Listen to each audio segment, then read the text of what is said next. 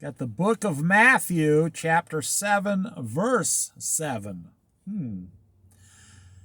Ask, and it will be given to you. Seek, and you will find. Knock, and the door will be opened to you. For everyone who asks receives. The one who seeks finds. And to the one who knocks, the door will be opened. Which of you, if your own son asks for bread, will give him a stone? Or if he asks for a fish, will give him a snake? If you then, though you are evil, know how to give good gifts to your children, how much more will your Father in heaven give good gifts to those who ask him? So in everything, do to others what you would have them do to you, for this sums up the law and the prophets. So let's go through this. Ask, and it will be given to you. Okay, I asked God for something, but I didn't get it. I'm reading your mind. That's not what I'm thinking. I always get every single thing I've ever asked God for. And I can prove it to you. Because God has given me everything he wants me to have. And the stuff that I ask for that I do not receive, you see, I'm asking in my own ignorance. Because after the Lord explains it to me, then I can understand, well, wait a minute, I don't even want that. Why did I ask for that? Well, I asked out of ignorance. I didn't know what I was asking for. I didn't think it all the way through. So even if you ask for something and you do not immediately receive it, it's because God knows you don't actually want it. Because if he gave it to you, it would bring you harm, and he knows you don't want something to bring you harm, obviously. That's why I say I've received everything I've asked God for, because sometimes I ask, and then he explains to me, and then I say, well, now that I know those things, I change my mind. I don't want that.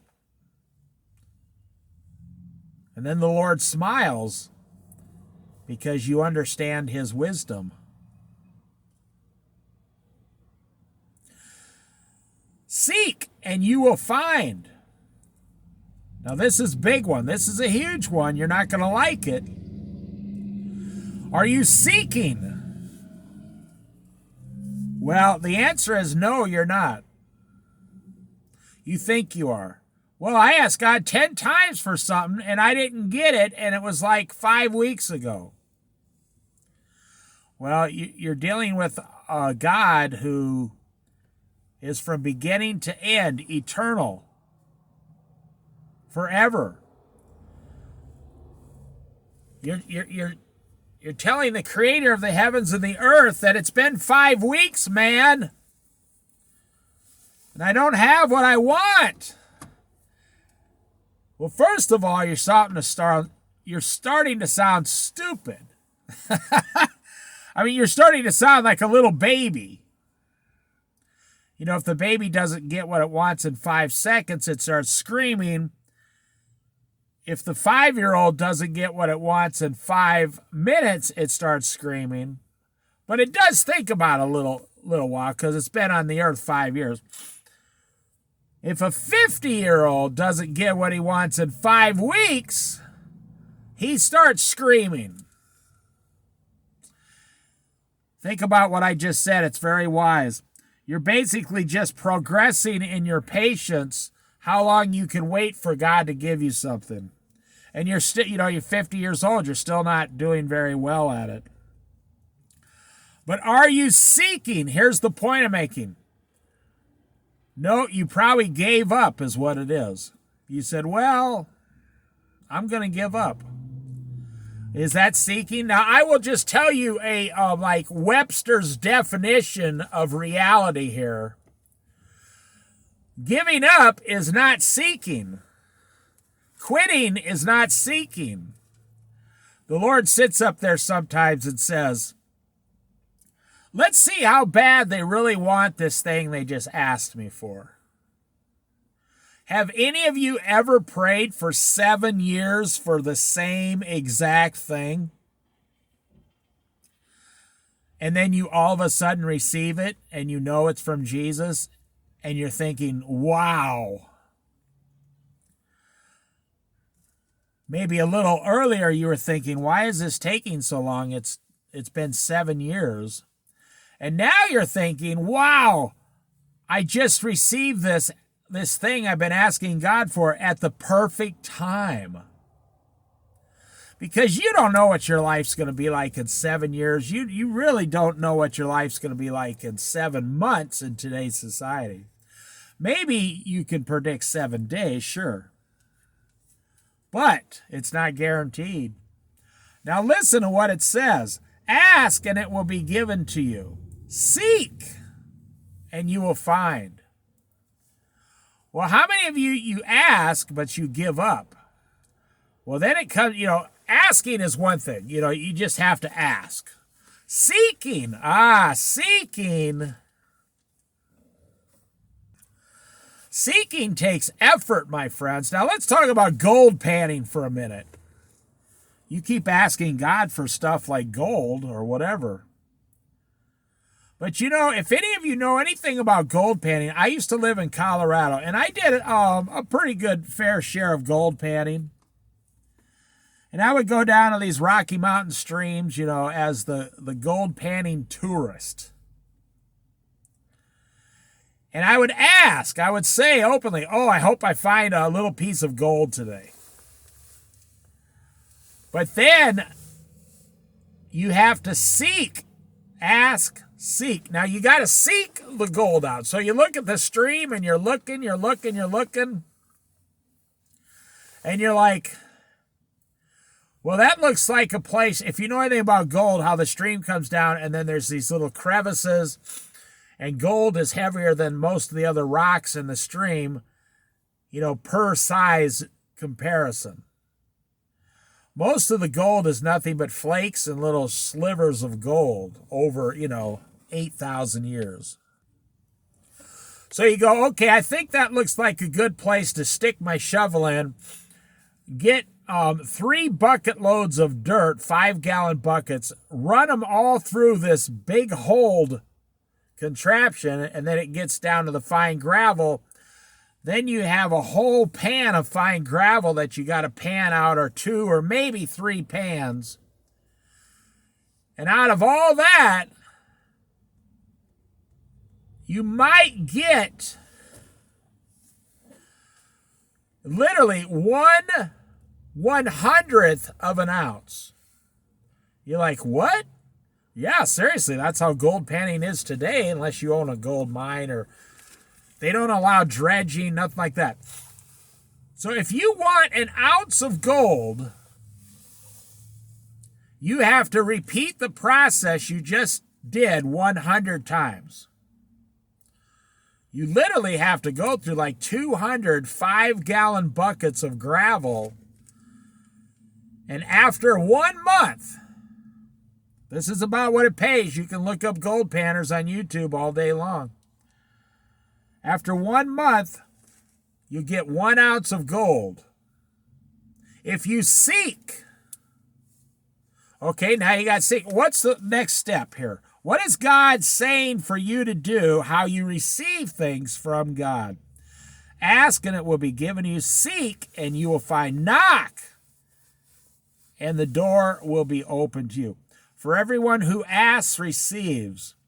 The one who seeks finds, and the one who knocks, the door will be open. Okay, so you're out there panning for gold, and you're like, yeah, I finally got an ounce of gold. Well, gold, say $2,000 an ounce. Sometimes it's a little more, sometimes it's less. Right now it's a little less, I think. Silver just went back up to $20 an ounce or $21 an ounce. It was down to 17 something. So you made $2,000 in 1 month asking for gold, seeking for gold, knocking for gold, knocking on the rocks, knocking on the, you get the buckets. You got to keep going, man, to get that ounce. Okay, so you got an ounce of gold. Are you satisfied? No, you're not satisfied. And I'm not going to say what you think I am. That, you're going to say I just want more gold. No. I'm not talking about that because you don't even have an ounce of gold yet. You say, sure, Dave, I have an ounce of gold. It's right here. But how much did it cost to live out in the wilderness for a month? Today's gas prices, food prices. You got to have professional pumps and generators. You got to have at least one generator pump your water through. Unless you like to carry water, my friend.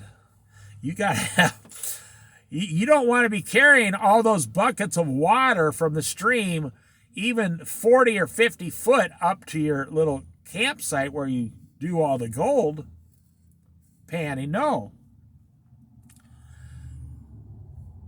It's going to cost you at least $800 to sit out there in the wilderness. So your ounce of gold now, you have to chip some of that off of there and go pay for your expenses.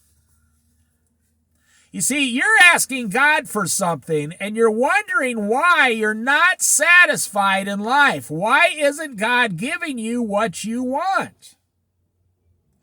And I'm telling you, because God is all-knowing, you are only part-knowing, partially known. You are not an all-knowing creature. God is all-knowing. He knows the end result of what you're asking for. Now, if God loves you as a father, you're a saved Christian, and God loves you. Would a loving father, someone who really loves and cares about you, would they send you across town to make $1,000 if it was going to cost you $2,000? No, that would be harming you. You would lose money. Believe me, my friends, don't be ashamed to say God knows about profit. God knows how to make a profit more than anybody else. God knows how to make a profit more than you know how to make a profit. God's not going to send you down a road for 6 months to have you suffer loss. That's not what a loving father does.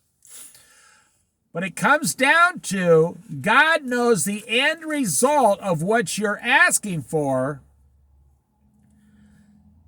And you got to at least say 50% of the time what you're asking for, you don't even actually understand what you're asking for.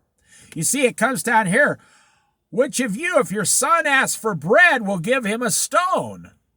So you're asking God for bread, but he's saying, no, the end result of what you're asking for is going to turn to stone, my friend. You're not going to like it. You're going to suffer loss. You're going to be in a worse position now or in 6 months than you are now. Which of you, if you're a son of God, you say, Lord, can I have some bread? Who would give their son a stone? God would not do that. So that's why you're not receiving what you're asking for, because God knows all the end results and knows everything. God is all-knowing. And you don't understand what it is you're actually asking for. It says, or if he asks for a fish, you will give him a snake. You see, ask God for anything you want, yes. But don't be disappointed when you only receive about 20% of what you're asking for. You have to ask with an open heart, an open mind. You have to say, Lord, I'm about to ask you for something. Now check this out. Here we go. Here's the key. But I want you to give me wisdom first.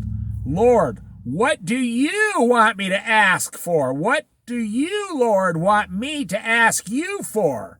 And then I guarantee you'll receive everything you ask for.